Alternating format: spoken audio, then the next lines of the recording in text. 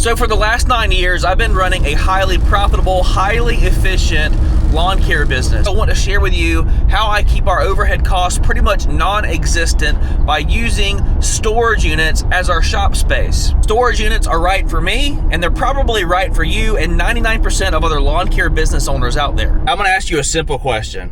Is your goal at the end of the year to look cool?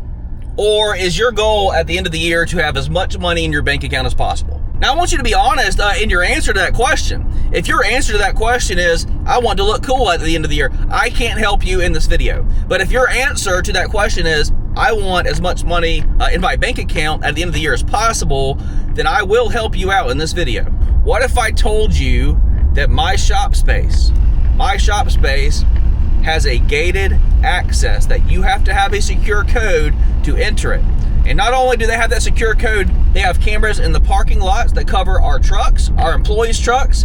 And then also it has cameras that takes the license plate number of anybody who enters and leaves the facility, all right? That is a 24/7 monitored surveillance system. What if I told you that I did not have to pay for any utilities at my shop space, okay? I don't have to pay a power bill. I don't have to pay a water bill, the water that we have access to. I don't have to pay a trash bill for the trash dumpster that we have access to. Furthermore, what if I told you that at my shop space, I don't have a tax bill every year for property taxes? No, I don't have to go to the tax collector's office and then write out an annual check for property taxes, all right? I don't have to deal with any of that. What if I told you that at my shop space, if things got busy for my business, I could just add additional storage to hold additional equipment, or if I need additional storage for additional supplies, what if I told you I could very easily just add and subtract that to my business? And what if I told you that gated access, 24/7 surveillance,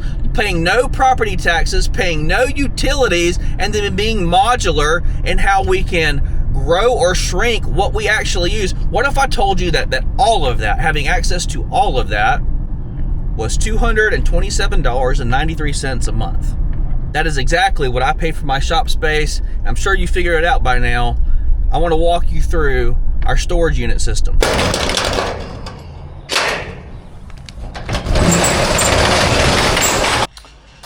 Okay, so my hope in showing you this is that you are completely, totally, and utterly underwhelmed.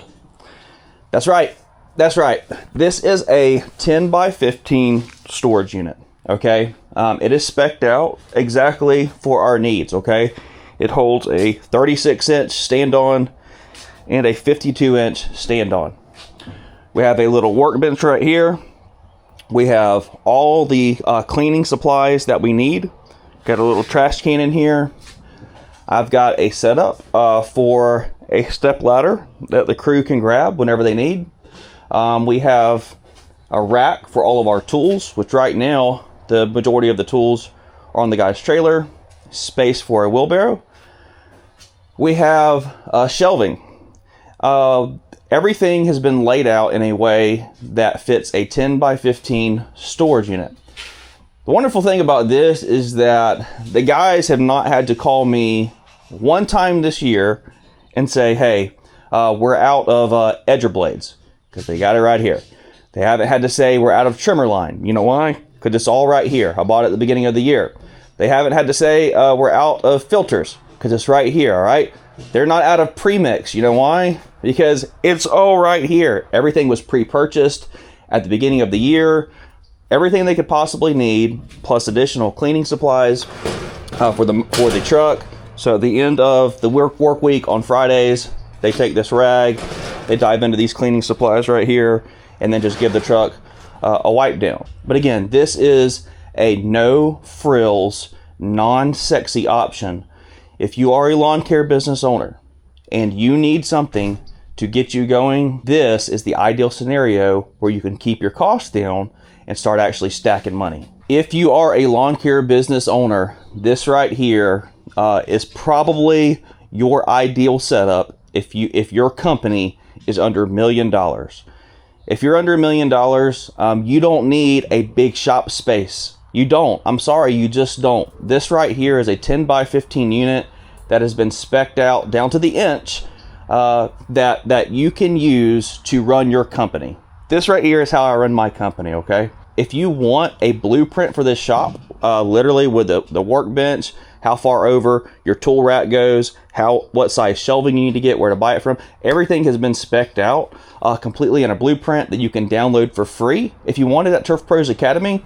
But even if you don't download that, I would just encourage you to think, how can I minimize cost in my business and still be effective? And look, man, I get it. I totally do. We all want that big shop. We all want our logo out on our space. We want people to drive up and say, "Wow, they really got it together." Maybe you don't. Maybe you made a really poor business decision for your company by investing in shop space that was unnecessary. The next time you're thinking about pulling the trigger on a big overhead expense with shop space, ask yourself the honest question. Is there a better way to solve this problem, whatever that problem is for you, which might be storage, it might be equipment storage, it might be employee parking. My question for you is there a better solution than picking up a gargantuan amount of overhead expense with shop space? My argument is this right here. This solves that problem for 99% of lawn care business owners. So I actually had to go and do a blade change for the guys. I was meeting up with them this morning and then looked at the blades. They were riding the mower onto the trailer, and I saw the blades. I said, "Oh my goodness, they were really, really bad."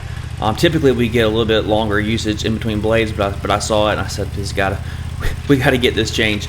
So I ended up just going to the storage unit and then grabbing this low profile jack. I actually got this from Harbor Freight.